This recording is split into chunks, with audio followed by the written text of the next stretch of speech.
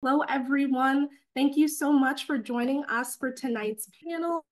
First, I just want to say a huge congratulations to all of our admitted students on your acceptance to the University of Rochester. We really appreciate you coming out tonight and hoping to learn a little bit more about the campus community here.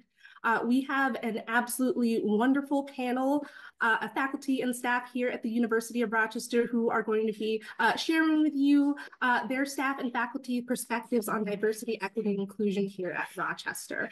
This is the second session in our Stronger Together series. Last week we heard from students. Now you're going to hear from some faculty and staff. I'll just quickly introduce myself. My name is Karen Jones. I'm one of the senior admissions counselors here at the University of Rochester. I work on the West Coast admissions team. So if I happen to have any students here who are from the great state of California or Nevada, New Mexico, Alaska, Arizona, Washington, hello. I might be your assigned admissions counselor, but welcome to all of our students, and we are so excited to have you join us tonight. I am also joined here by a couple of my admissions colleagues, Stephanie Graham and Abby Quinlist. They will be hanging out mostly in the background with their cameras off for the majority of this session. This session is being recorded, so you guys will be able to find the video for this session on our University of Rochester admissions YouTube playlist that will be made available later this week.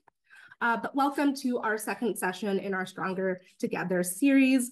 I know that you didn't come here to listen to me, you came here to listen to our wonderful panelists. Before we do get started with panelist introductions, I just want to take a quick moment to say that this panel will be Q&A style, so I hope you all came prepared with questions to ask our panelists tonight. We are not going to be utilizing the chat function for tonight's session, so if you do have a question that you want to ask, be sure to pop it down into that Q&A box and we'll answer your question from there. With that, I will go ahead and let our lovely panelists take over with introductions. If you wouldn't mind just sharing your name and briefly explain what your role here is on the University of Rochester campus.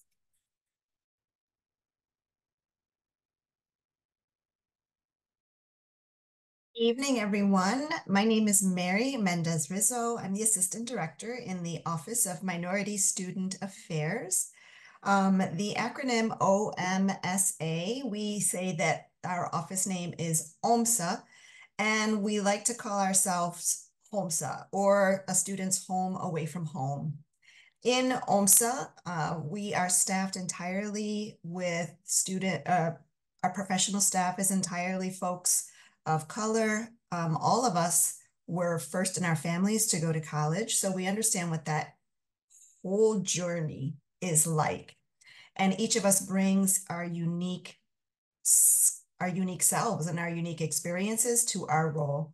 We do academic advising as well as a lot of other stuff in the office that I can touch on a little bit later. So yeah, I am so excited that you have been admitted to the University of Rochester and that you're considering joining our community.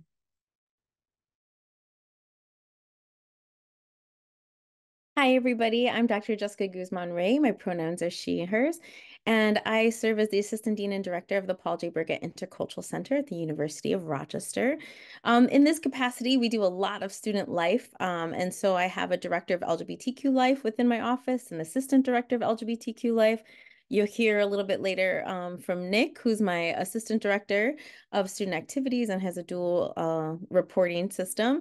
And we have a lot of identity-based programs. So we are a space, actually, right here is like my beautiful center. Look how beautiful those couches are, where we welcome folks to come for different events and programs, discussion groups, activities. And one of the things we do is we kick off orientation with a one community panel. And that's kind of where folks talk about how they identify and the intersectionality. And so they might be a first gen student and interact with Miguel's office with the current center, or they might be an underrepresented student that is in Mary's office and Office of Minority Student Affairs, but then they're also like an LGBTQ student, so they might be in my office. And so we are a space and place where folks can explore all aspects of their identity. It has been a safe haven for a lot of international students that may not be out yet, and that might be something they want to explore a little bit more. So we're very much in student life. In my office, folks can apply for mini grants for programs and activities or initiatives that they want to explore that they might need additional funding for. I chair the College Diversity Roundtable, which is a monthly committee made up of students, faculty, and staff where we come together in community and talk about campus climate and different ways that we can enhance or improve it to meet the needs of our students. And I also respond to the bias-related incidents on campus when they pertain to student issues. And so I'll do some restorative conversations with them, have folks talk it out and work it out and give them the resources.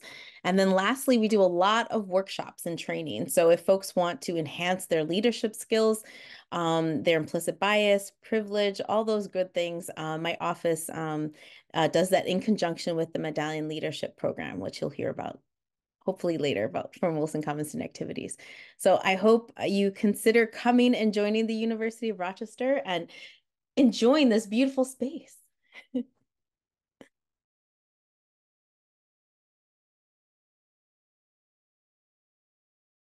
I'll take it next if that's okay.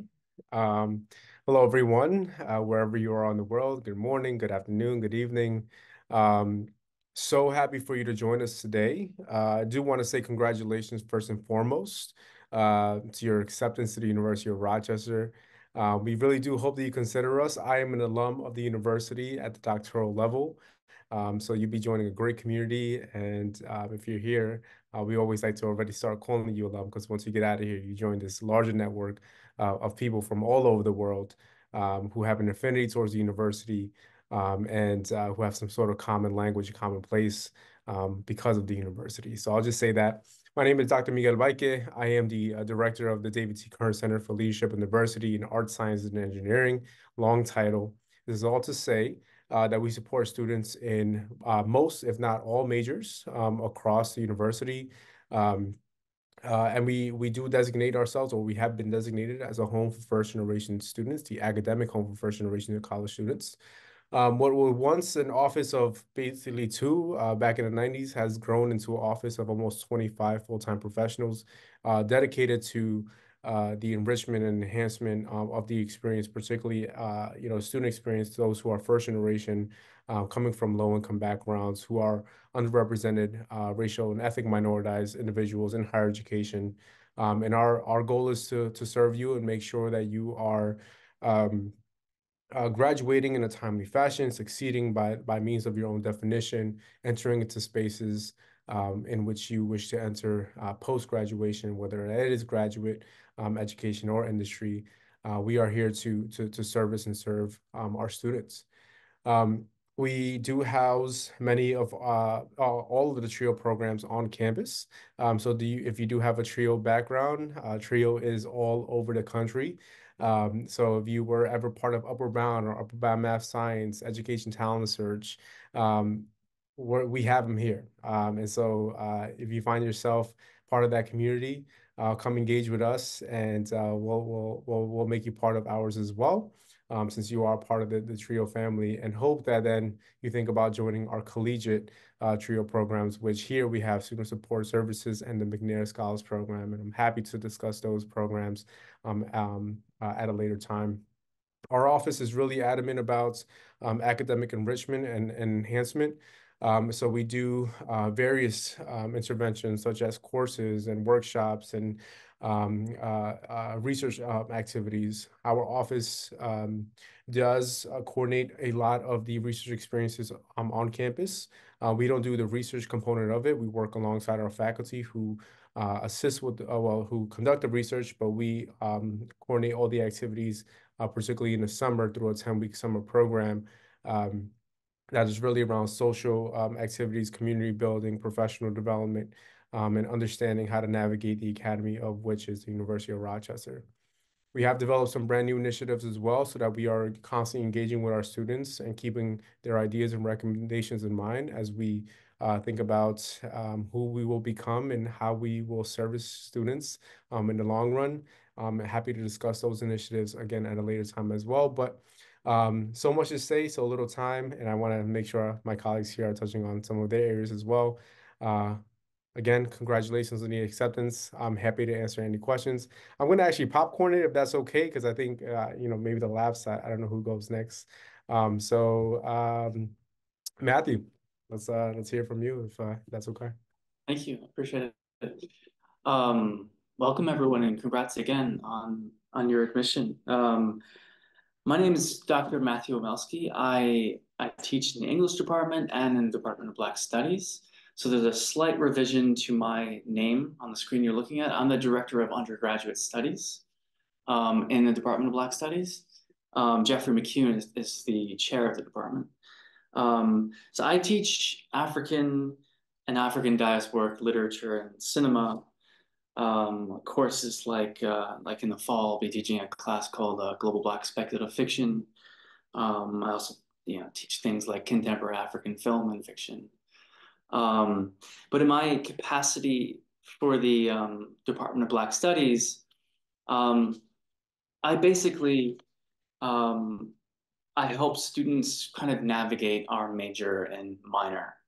Once they declare a major in Black Studies, we make sure that they kind of see a pathway toward fulfilling the different requirements in the coursework for the major.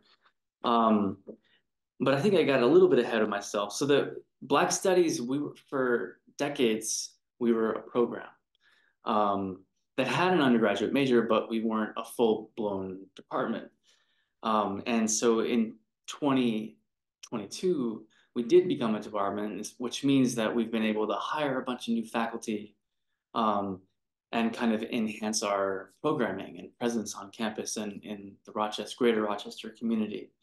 So in these last 2 years, we've hired a new chair, Jeffrey McCune. We hired 2 new faculty last year, and we're hiring 2 new faculty right now. And those new faculty are bringing undergraduate courses like Black feminist theory and criticism, Black drama and performance, introduction to Black studies, hip hop and gender. And so our department is uniquely interdisciplinary, right? Any given course will kind of encompass history, literature, sociology, and other fields as well. And we're also inherently global, right? Wherever there is Black culture and history, it's what our professors teach and what our students study. So across the African continent, the Black European experience, Black American, Black Canadian, as well as the Caribbean and broader Latin America. So I'm happy to answer any questions about what we do in the Department of Black Studies, but I'm going to pass it on to the next person. Hi, everyone. Good evening, and welcome to all the soon-to-be Yellow Jackets. My name is Hanan Allen, and I'm Assistant Director over in Wilson Commons Student Activities. I have the pleasure of working closely with Mary and Jessica in OMSA and the Burgett Intercultural Center as a campus partner, and working in Wilson Commons Student Activities has been really interesting thus far. I'm 5 months into the role, and it's been really cool to see the vast majority of student organizations that we have on campus. We have over 275, but I advise about 25 of them. And all the categories that I oversee pertain to cultural identity-based groups, performing arts, visual arts, and awareness. And just to share a little bit about what we do at WCSA, we're involved in a lot of the student life programming and events, and just being able to manage and oversee that. We have certain traditions here at U of R, and one of them pertaining to be the Boar's Head Dinner. And I had an opportunity to attend that last semester, and it's kind of like a medieval Renaissance dinner, just to give you a quick little summary. And it's actually been alive at U of R for the past 89 years. So it's something that really upholds the Meliora values and getting students, faculty, and staff together to celebrate all the accomplishments that we have here at the university. A few cool upcoming events that a lot of my student groups are organizing to highlight the end of the semester are fashion shows and a hip hop spring showcase by one of my favorite groups, Indulgence Dance Crew. So just being able to be a part of that process, working with student orgs, executive student groups, and executive board members, I think is a really cool opportunity to just see them grow, thrive, and just make the most of their college experience on a holistic level. I look forward to seeing all the seniors graduate this year, even though it is very bittersweet, but just being able to be in a hub like WCSA, I think is really awesome, and gives you a lot of opportunities to grow, whether as a student leader, in other clubs and organizations, or leadership programs like we have as Medallion, just being able to grow in that way. So being 5 months in, I would say I've been able to just be inspired by all the great students that we have here on campus. And I look forward to meeting you all if you choose to pertain and attend U of R. I'll pass it on to Nick. Awesome. Thank you, Hanan. Welcome, everybody. Thanks for being here with us all. I'm Nick Morales. I am the Assistant Director of Student Activity Programs within the Burgett Intercultural Center, as well as Wilson Commons Student Activities here at the U of R. So a big part of my role, similar to Hanan, is I advise many of our cultural and awareness organizations on campus, assist them with making sure that they have access to the resources that they need to make their events happen on campus, that their cultures are promoted and celebrated, that they have space and that they're able to be proud of their culture and their heritage here on campus. I think both Jessica and Hanan did a great job of kind of encapsulating everything that both of the areas I work in do. So without further ado, I think we can move to our next slide and save some time for questions.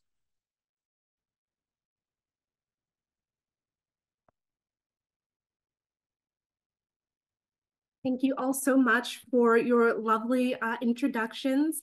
I do have a question to get us started off with tonight's panel, and that is, what do you enjoy most about your role working with students in Rochester?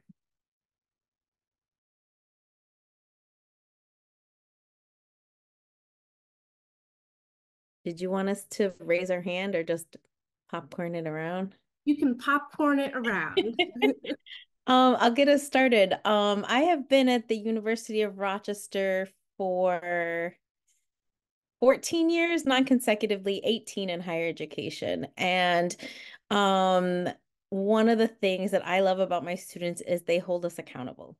They tell us what they need, what they want, and we try our hardest to figure out how to make it happen. So one of the things that I love is we have program assistants within the Intercultural Center. So these are folks that get paid hourly to kind of work in our office. They sit in a desk, you can't see it, it's like over here, but they kind of run the office in the hours after, the professional staff leave. They come up with the most amazing programs like Dine Around the World, where we utilize our community kitchen upstairs, and they collaborate with cultural groups. We have a Craft Around the World one now that we're doing crafting. You should see all the fun beads and activities that we have. And so they tell us what they want to do. They say we need therapy dogs, we bring in therapy dogs. And so that is what we do. So they keep me on my toes. That's what I love about them.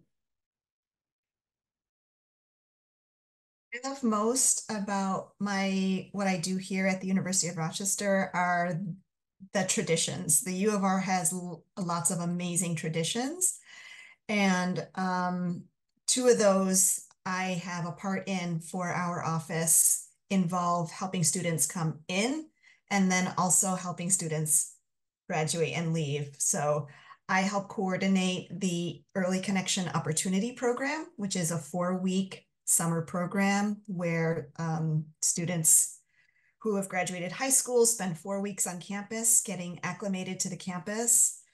They take academic courses, they do some social stuff, some fun stuff and a lot of skill building in their academics. So I love being part of that. And then another part of my role is I get to coordinate the senior dinner. And so everyone who's been together for 4 years is invited to dinner after graduation. And it's an opportunity for all of our students and their families to get together. And so families get to meet families, you know, of their students who they've heard stories of for the past 4 years. And I love how those two traditions that our office has a part in, you know, the starting and the ending is so cool. It's like, you know, bookends for the student journey. Yeah, I would definitely second all of that has been said thus far. For me, I feel like it's full circle. I grew up here in Rochester, born and raised. So now being back on campus at the administrative level, I feel like it's a really important way for me to give back to my community and support students who look like me, and just being able to see them thrive personally, spiritually, socially, is really awesome. I love attending their programs and just being able to show up for them and be present, and just being able to build those authentic relationships to let them know that I'm here, I care. And I've been on that side not too long ago, both for undergrad and graduate school. So I definitely understand the ins and outs of higher education, and just being able to represent for them and show up when needed, I think is really rewarding intrinsically for me. And just seeing all the great things that they do, and just being very passionate and vocal, and just not being afraid to stand up for themselves, I think is really inspiring. I really just want to echo that last point there, particularly around advocacy. And it stems back to many of the comments that my colleagues here are saying. Folks will keep you on your toes. They in a sense that we need to do better, and we will do better. But we can only do better if we hear it directly from the folks we are serving. And so we will hear it. And in a way that's, I think, respectful and civil, that's collaborative and creating synergy and coalition. I think that's really important to students. It's not, you know, per se just demands. It's like, how can we just be better as a community? And I think that's exhilarating to be part of that. On a totally different note, but to some degree similar, I'm always surprised, not even surprised. It's always so cool to see how crazy smart our students are. So we do a lot of research activity here, and I'm intimidated by the intellect of our students. And I'm here with many degrees here, right? And you know, whether that's a research symposium, and I'm out here looking at poster presentations, or I'm hearing deliveries of students when they are portraying their research. Just the amount of work and energy and knowledge that comes into building a research question and figuring out and finding the research that is going to try to answer the question they go for, in subject matters that, again, go kind of beyond me. Like I'm just like, wow, like how do you know this, right? It's always so cool to see. But with that, I think what's always amazing is how curious our people remain, how curious students are constantly thinking. They're thinking critically. And with anything they do, whether that's involvement in clubs or organizations or advocacy groups, or in the classroom or anything outside of the classroom, it's always with this notion of curiosity, but always to be better.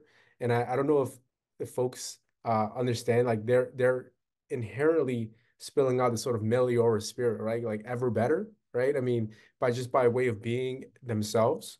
And so it's just always so interesting to witness that. And I'm fortunate enough to be part of that as well. So that's kind of my favorite part here. I can go next. My favorite part of working with students, teaching students, is having students from all different kinds of backgrounds. For one thing, most of my students come into the classroom with all different kinds of majors, whether it's computer science, psychology, history, or Black studies or English. They come from all over the world. And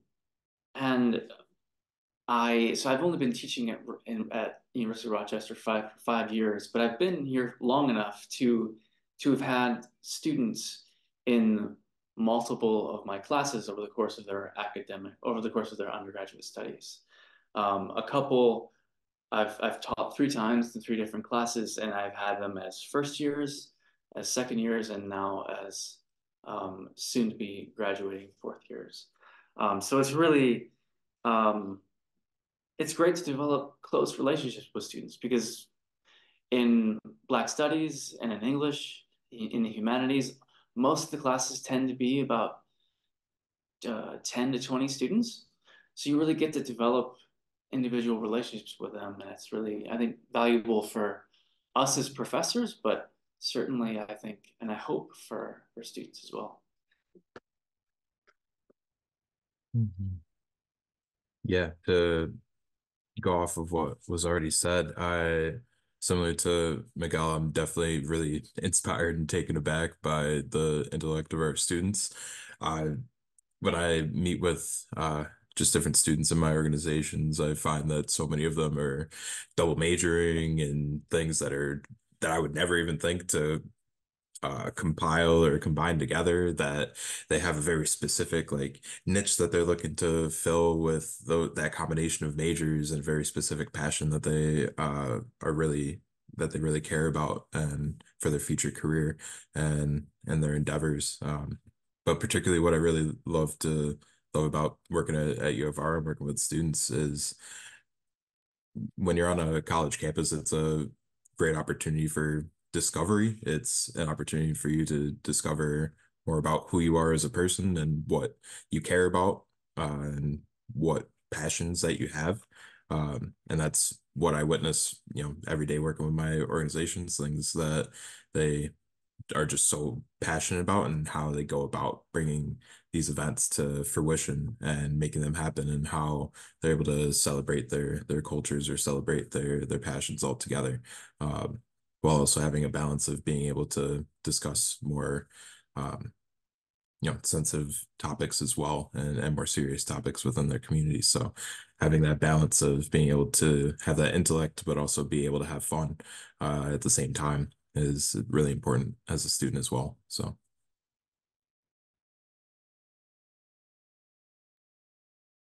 Awesome. And just to dive a little bit more into the student experience here at Rochester, my next question for you all is, what's the most common challenge that you see first-year students face during their time at Rochester? And how do you utilize your roles on campus in order to support students in overcoming that challenge? You can do a popcorn style again for this.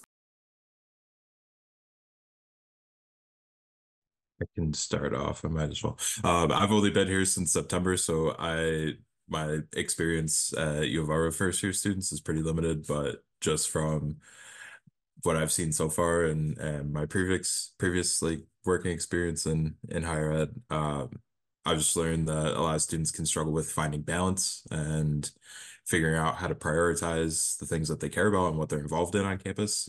Obviously your academics take precedent. That's the main reason why a lot of students go to college in the first place, but also balancing your social life and your career aspirations and the different organizations that you want to be a part of, and anything else that you have an interest in, is really challenging to balance all of those things simultaneously, along with a job and just anything else that you're doing. So finding ways to balance those out and prioritize, and being able to fail and learn from that failure, being able to succeed and set yourself up for future success in whatever you aspire to do. And it's all about creating that balance and getting a good system with yourself and with your friends on campus and with us as professionals here. Along that theme of balance, for me, a lot of my students are the first in their family to come to college. And so what I see is a lot of them questioning whether or not they should be here on campus. And how do I help them with that in my role? Well, I assure them that you were admitted, so you belong here. And because you belong here, this campus is yours. And I think a lot of that we help sort of set folks at ease during that summer program that we offer. But there's a lot of students who don't attend that summer program and end up in our office within the first week or two. Oftentimes, they end up connecting with other students who were part of the program.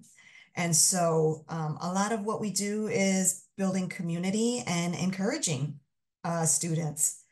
We know what it's like to be away from home for the first time.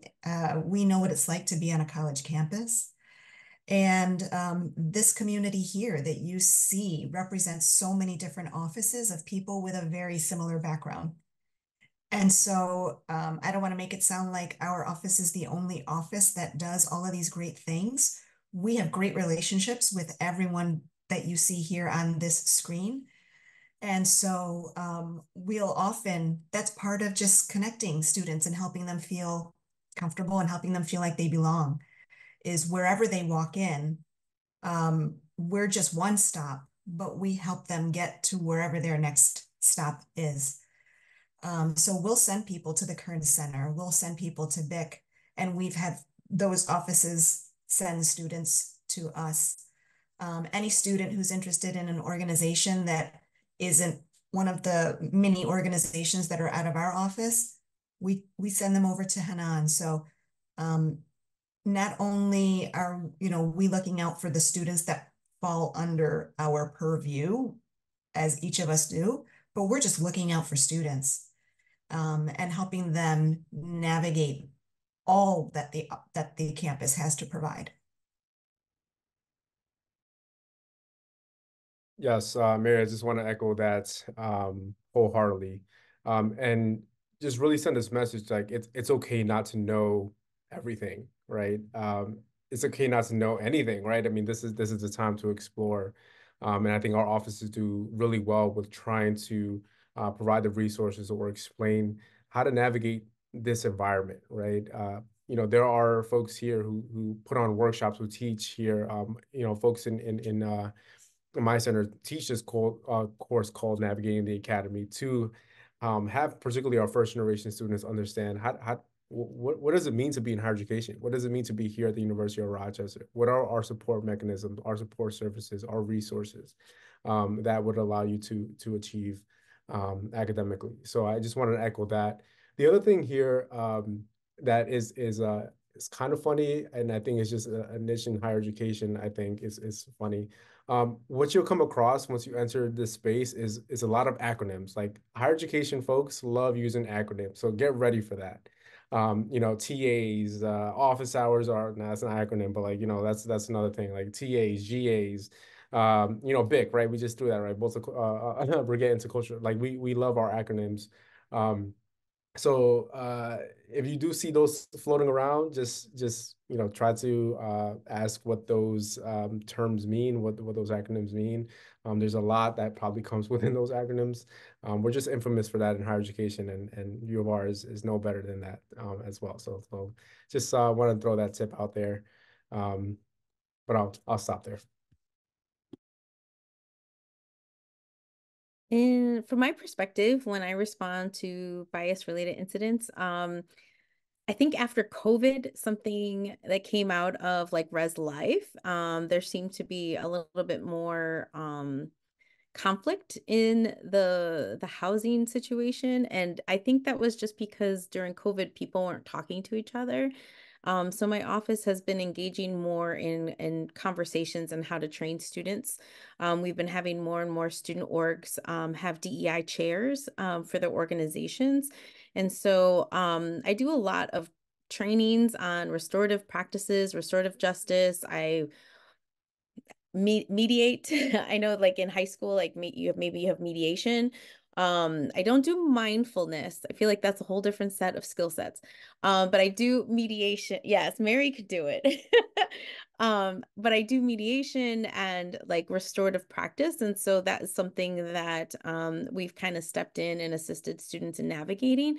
So definitely that's a place where if you did that in high school and you want to continue that work, we would love to help you grow those skills in our office. I also teach, I always forget, like I'm staff who happens to teach. And there's several different courses we have them categorized in CASC, which is like our leadership classes. So they're not part of a department like Black Studies, but I teach preparation for the global citizen. I teach bridging the gap dialogue across difference. And then whenever the Parliament of World Religions is in session, I teach that class to take students and they present at the Parliament. And so we have taken students to Salt Lake City, Utah, to Chicago, and to Toronto. And they have presented at the Parliament, and it's an interfaith. It has like 10,000 people that attend this conference, and we pay for all the expenses for students to go to have presentation skills and conference abilities. And it's great because intercultural and interfaith, like they're hand in hand. And given today's climate, I think it's more and more important that folks get experience listening to others, holding space, storytelling, knowing your own story. So that's a lot of the cool things that we get to do with students. I can go.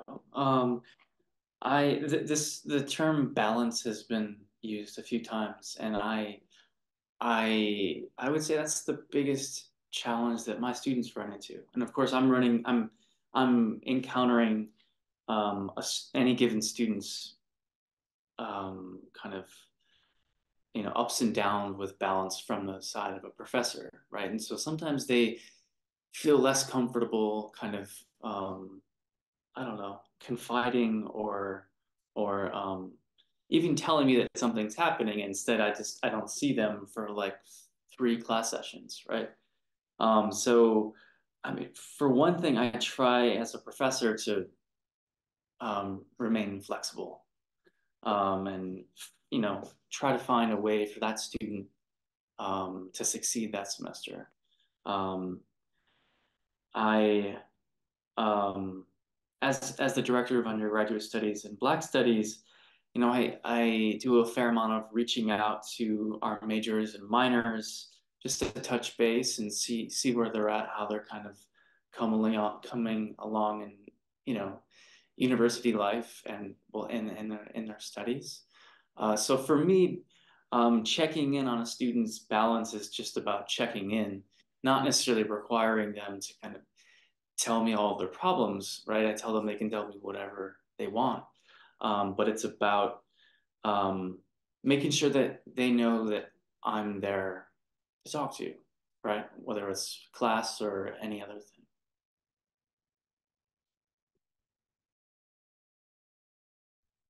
In my role, I would say making sure a lot of the students are hip to a lot of the resources that are available on campus. I know, like being a first gen myself, I didn't have a multicultural advisor. So just trying to put myself in this position now and making sure that they're aware of everything that's available to them, I think is a really high priority for myself. I know being in college can be very intimidating, not knowing where to go, not knowing who to talk to, and just feeling like a small fish in a big pond.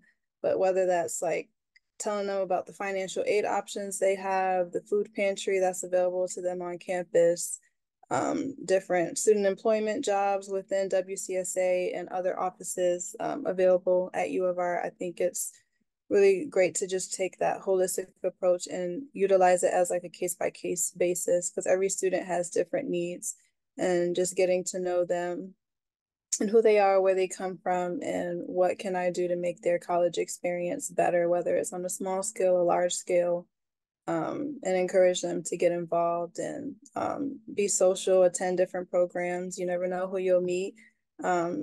Just thinking back on my college experience, I met some of my best friends that I'm still very close with today, and just that really made a difference. And just being comfortable being uncomfortable sometimes and just being vulnerable and exploring all those thoughts and feelings and just, yeah, going to your professor's office hours and just, yeah, doing what you need to do to make sure that you succeed personally and professionally. And even after they graduate, want to make sure that they're straight as well. So just thinking about all those things from as a first gen graduate and applying that to my role, I think has been very helpful in allowing me to succeed and really build those genuine connections with my students. Wonderful. I don't see any questions coming in through the Q&A, but I came prepared and I do have some more questions to ask you panelists. So this is all just coming from me, but kind of going a little bit more into the student experience and how students can connect with each other. I know a couple of you touched on it in your introductions at the beginning of the session, but just can you talk a little bit more about the kinds of programs and events that your offices offer for students to come together, meet each other, connect, and make community? Love to. So, we, like I mentioned, have the One Community program, which is a panel of upper class students that talk about the different ways that they self-identify. That leads us into our LGBTQ meet and greet, which it keeps getting bigger and bigger. I'm afraid we might run out of spaces to host it, but it is a great space for incoming students, upper class students, faculty, and staff, all members of the community to come in community, meet each other, learn about what's going on. We also have an LGBTQ leadership lecture series once a semester. And so that brings in a CEO of a prominent LGBTQ nonprofit who kind of talks about their exploration and just kind of how they got to where they got. That comes with a dinner. So everybody's fed really nicely from a local restaurant. We also have a National Coming Out Day alumni speaker. And that has been a fantastic turnout. That has been a really great opportunity for folks to meet an LGBTQ alum, find out what they're doing, find out what they did when they were on campus. Like, it's just great. Other things that we have done is an LGBTQ spring symposium. Like OMSA's senior graduation, we have a rainbow graduation where we invite all members of the LGBTQ graduating class from all schools. So this is not just for undergrads, but we invite all the graduate students as well. We do a lot of programs throughout the year. We have discussion groups. So we have like queer students of color, for example. We have TINT, transgender, intersex, non-binary, and two-spirit group. And then we have a whole bunch of other ones. We have an ACE, we have a BIPAN, we have a SAT, which is actually, it's one of my favorite groups that came about. It's student avoiding socialization together for our introverts. And so we don't just do LGBTQ discussion groups. We have, different identities that kind of pop up. Again, it's based on students' interests and needs. And that is just something that we kind of have space for folks like CUSAC. They are about to do a self-care. They're going to do some self-care stuff coming up. So really it just depends. We did have a pool party for members of our trans and non-binary gender expansive community.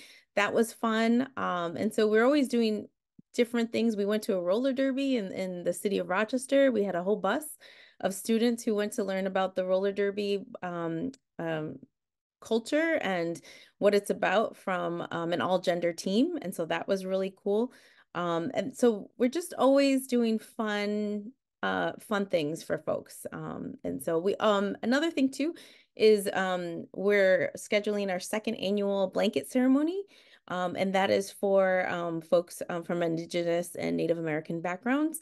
And so that's also something that we do. So really kind of small, intimate experiences for folks. And then also kind of big, large programs and events.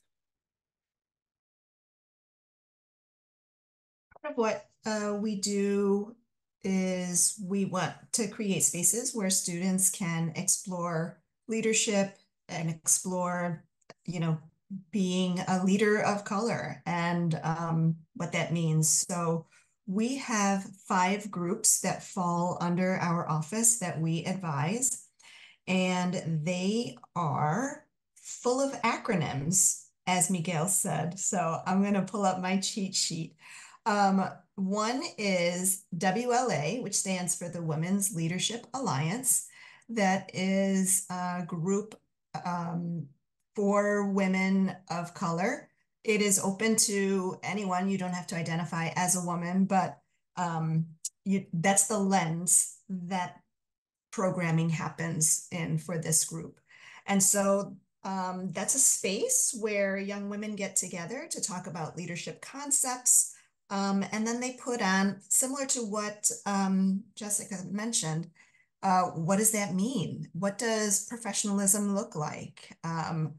And they'll put on workshops from, resume writing, interviewing, to assuming leadership positions, to styling black hair, to dressing with style as a woman of color in the professional environment.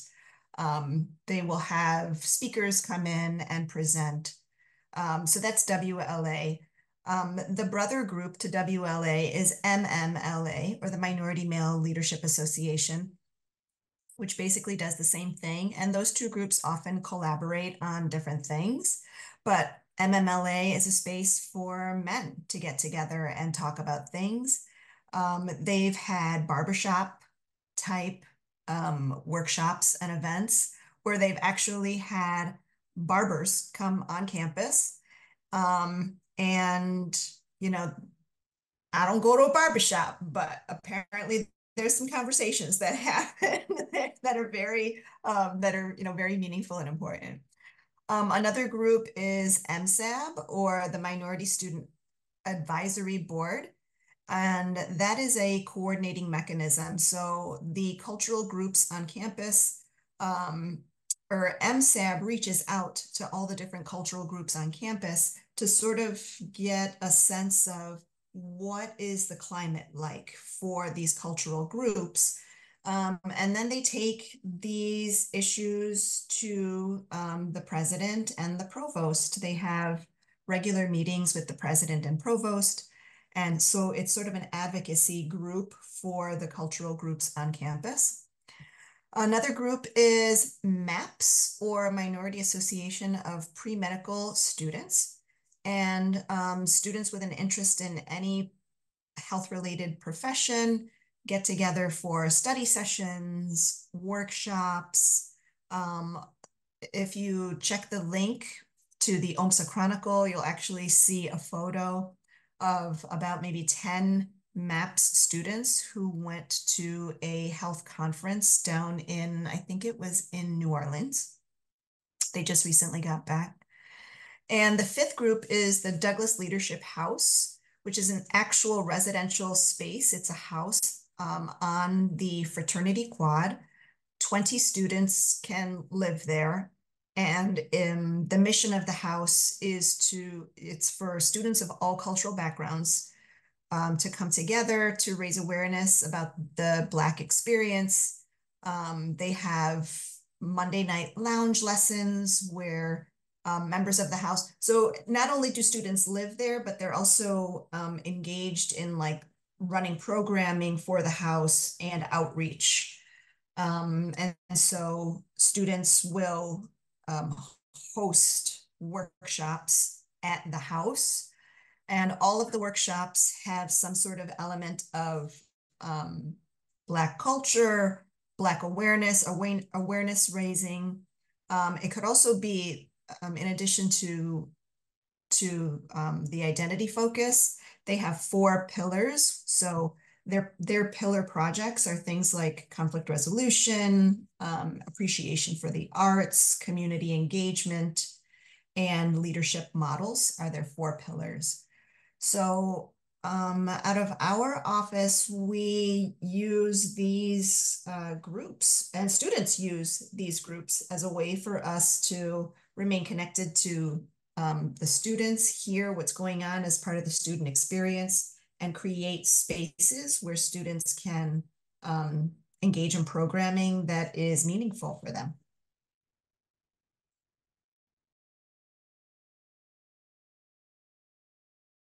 I'll just chime in here really quick, because I know we're on time here, coming to time.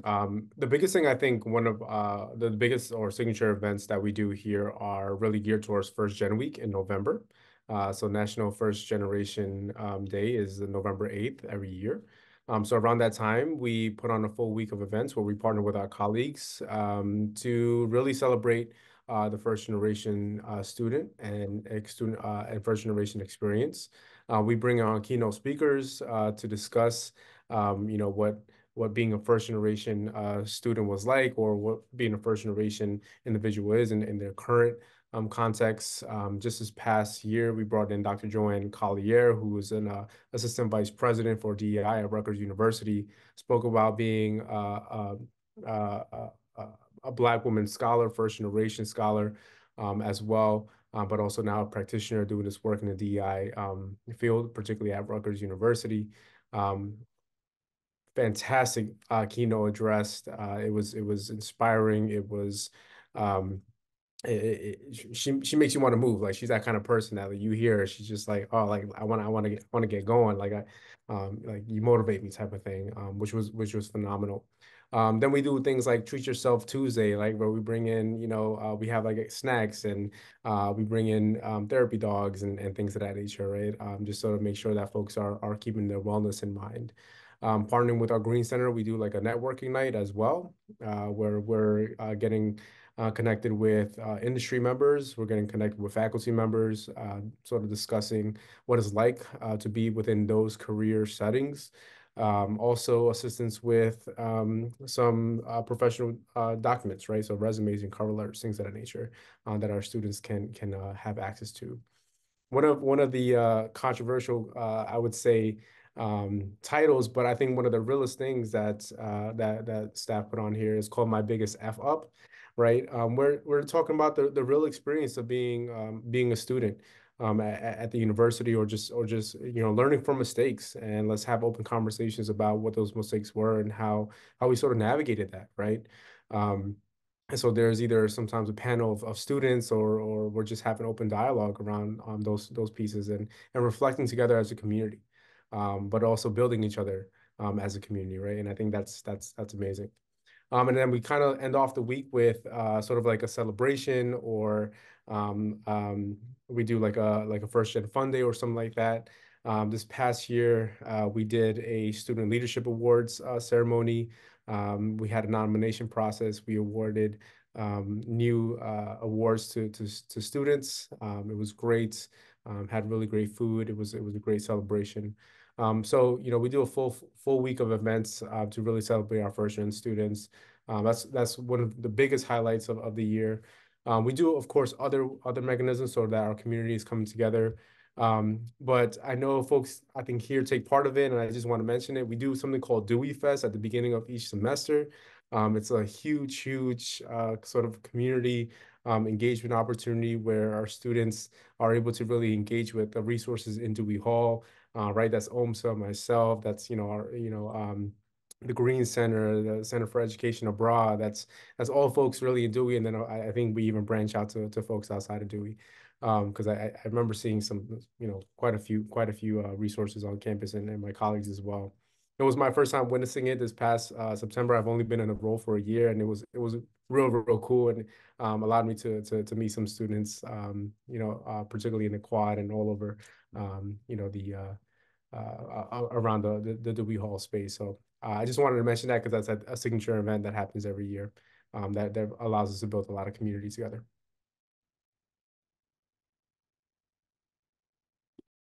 Let's see. So obviously Black Studies is primarily an academic unit, but we do try to kind of, have a few events every year that can bring faculty, students, and staff together.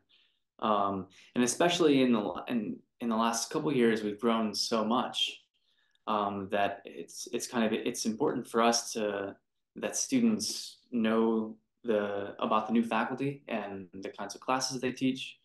And so in September, this coming September, Black Studies is going to hold a kind of welcome event for interested first year and transfer students. as well as students from groups like the Black Students Union, Pan-African Students Association, the Spanish and Latino Students Association. So that'll be a great way for students to learn more about us and our new faculty and what we teach, but also to meet each other. And in next year, we're planning on bringing back our African Film Festival, which usually takes place over the course of like 3 days. And it's just, we show films from across the continent, usually, you know, mid 20th century to the present, and students really love that. And every September for the last couple of years, and this will be continuing, we have like a research symposium where we invite scholars from really all over the world to present their own specific research within a larger field and category. So this past year, that larger field was Black visual cultures. So we had all kinds of scholars presenting on film, art history, digital media.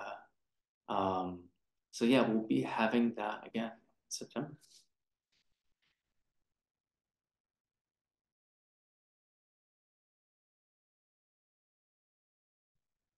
All right, I do want to be mindful of the time. I do just want to end with one final question for you all. Just for our admitted students as they embark on their undergraduate journeys, wherever those journeys may take them, what are some final words of wisdom or words of advice or that you can share with our students as they go forth in their academic careers?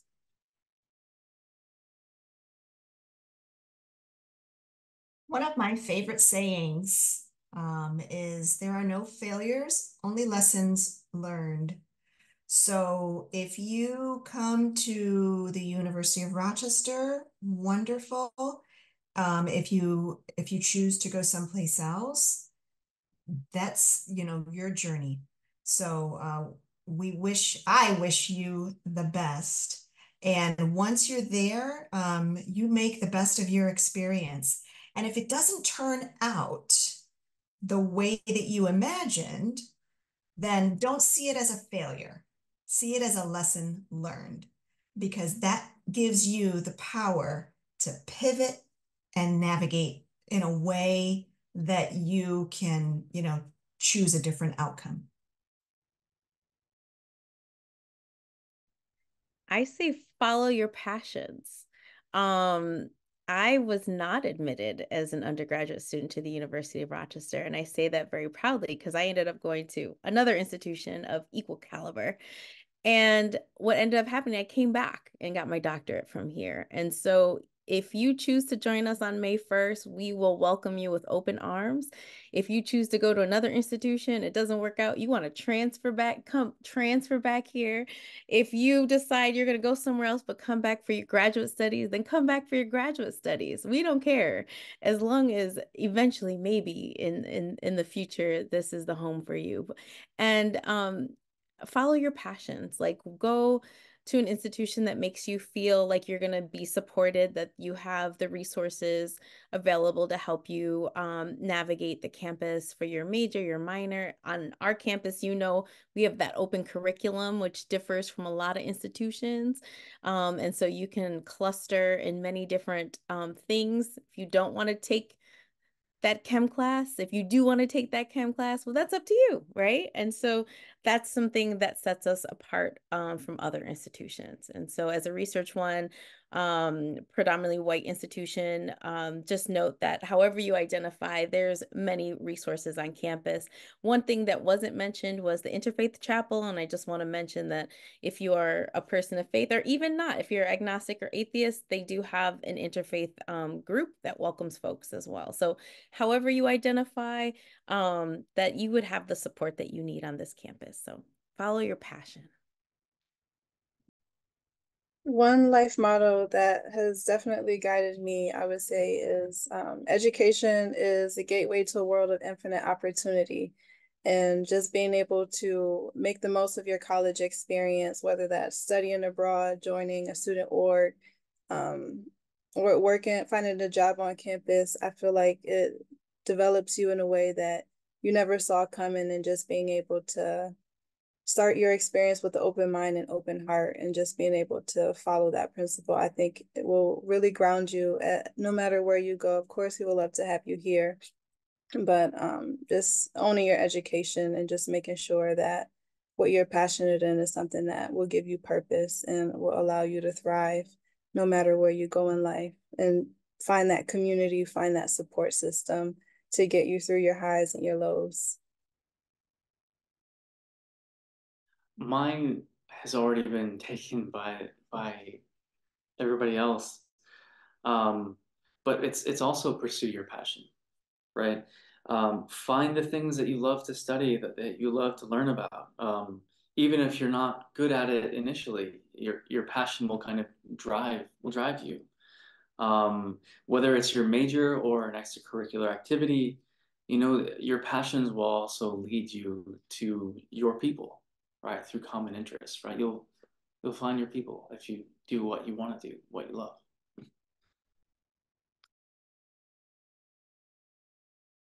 I would say in similar lines, but slightly different here.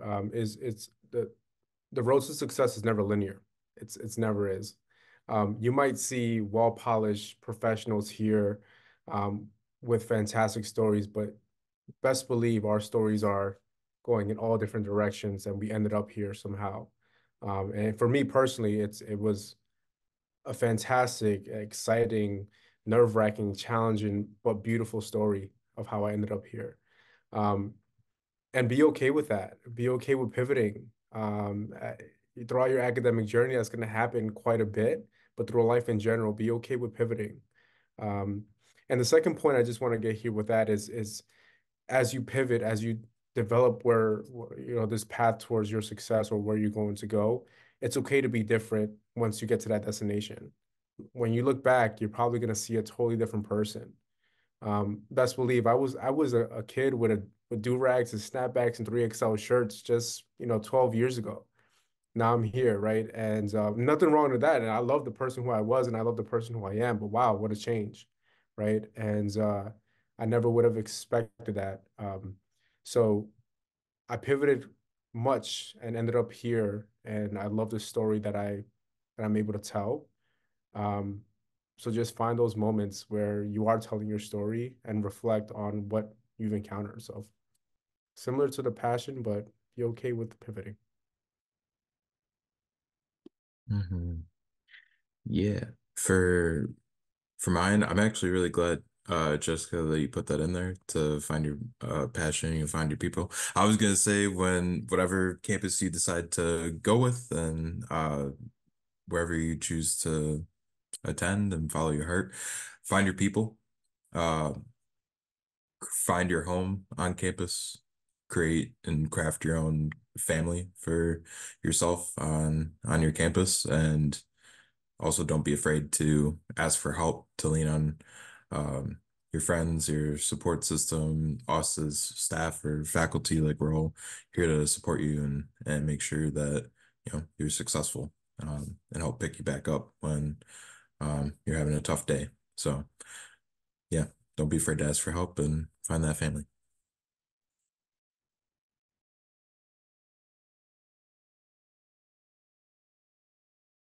Thank you all so very much for joining us for tonight's panel.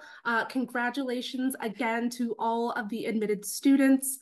A huge thank you to all of our lovely panelists for coming out and taking the time to connect with you all tonight. I really appreciate it, and I know our admitted students appreciate hearing directly from you all. I just want to take a second just to share our upcoming admitted student events that we will have taking place during the rest of this week, as well as in the next 2 weeks. We're going to have our third and final Stronger Together session next Wednesday at 7 o'clock, so the same time as tonight.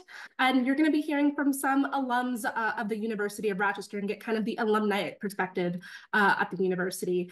And I've had listed here some other upcoming virtual events that we will be hosting again for the rest of this week and in the next couple of weeks. So if you are interested in checking out some of these virtual events, you can register for those right on our undergraduate website. I dropped the link in the chat, and our panelists have also done a really great job of putting some links in the chat so you can go and check out and further explore some of these offices here on campus. But with that, I wish all of you the best of luck in your future academic journeys. I hope to see you here as a part of the Yellow Jacket family this fall, but even if you are not, I echo all of the panelists here. Follow your passions wherever you end up. That is where you're going to be. And I, again, just wish all of you the best of luck. And I hope you all have a great rest of your evening tonight.